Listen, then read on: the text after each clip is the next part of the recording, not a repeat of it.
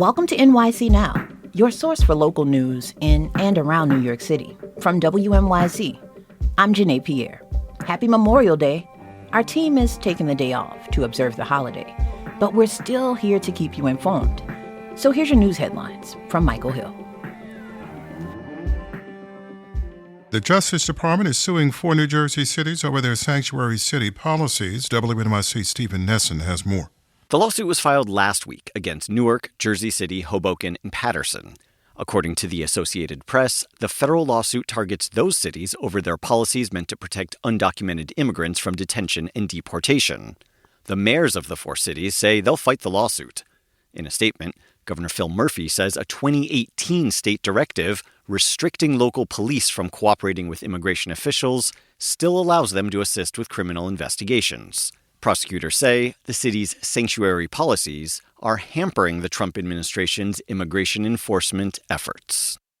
Democrats in Albany say they cut a payroll tax for small businesses in the New York City area. Republicans say the Democrats increased it overall. WNYC's John Campbell reports they're both right. Earlier this month, Governor Kathy Hochul and the state legislature increased the tax by more than $1 billion a year. The money will help fund the MTA's construction program. But that hike is centered entirely on big businesses. Small businesses will actually pay less. The governor hopes that strategy will help shield her from criticism. It involves a tax cut for small businesses. So if the Republicans want to criticize that, I don't think that's a good political strategy for them. Republicans say Hochul hiked the tax any way you look at it, and they intend on reminding voters when she's up for re-election next year. The New York Times is reporting that longtime Harlem Congressman Charles Rangel has died at the age of 94. 68 and partly sunny now, sunny and low 70s today. Coming up after the break, no one hates a group chat more than the parents of New York City school students. Stick around, that's next.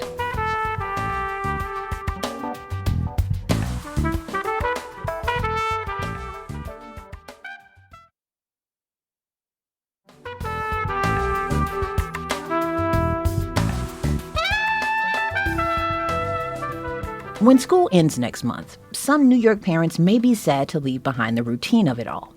But one thing they may not miss, the intense onslaught of parent WhatsApp chats. Reporter Vito Emanuel explains.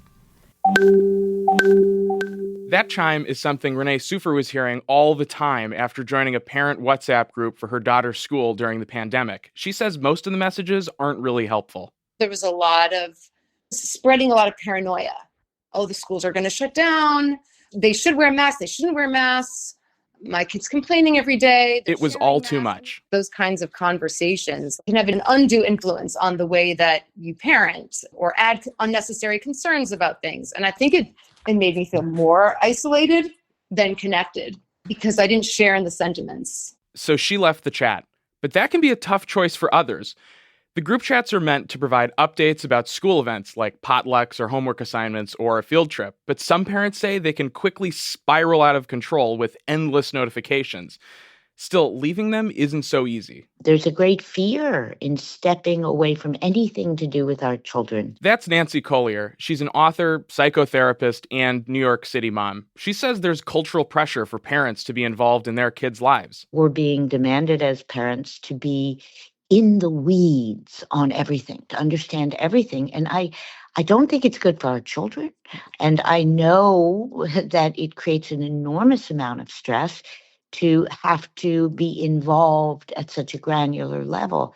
That idea that being a more involved parent makes you a better parent makes it difficult to just leave the chat. Plus, you may miss something important. Collier says her therapy clients can barely take the info fatigue. The first instinct, which I get to hear about because I'm in the field here, is, are you kidding? I have to know this too? Gossip about teachers has spread like wildfire on these WhatsApp chats, like who assigns lots of homework or who's a difficult grader. But one parent told me that parents in her group egg each other on to lodge formal complaints. So I asked the teachers union, is it worried about this? Quick answer, not really. It's something that always happened at PTA meetings, in communities and other ways. That's Christina Collins, Director of Education Policy at the United Federation of Teachers. She says parents and students have been complaining about their teachers for probably about as long as there have been teachers. Still, she says social media presents new challenges. People may say things that they wouldn't say if it was a face-to-face conversation. So I think that's across the board a concern we have around WhatsApp. Collins isn't concerned about rumors that go too far on WhatsApp. Teachers are entitled to due process, and Collins says complaints are investigated to figure out what's true and what isn't. In the meantime, parents and teachers will just have to deal with the chatter and hopefully get a little break from it this summer. That's reporter Vito Emanuel. One of Manhattan's iconic streets has a lot to offer. And no, it's not in Times Square. St. Mark's Place in the East Village has at least 63 restaurants within 3 blocks. Food critic Robert Sietsema actually counted them. But you know, the restaurants are always turning over.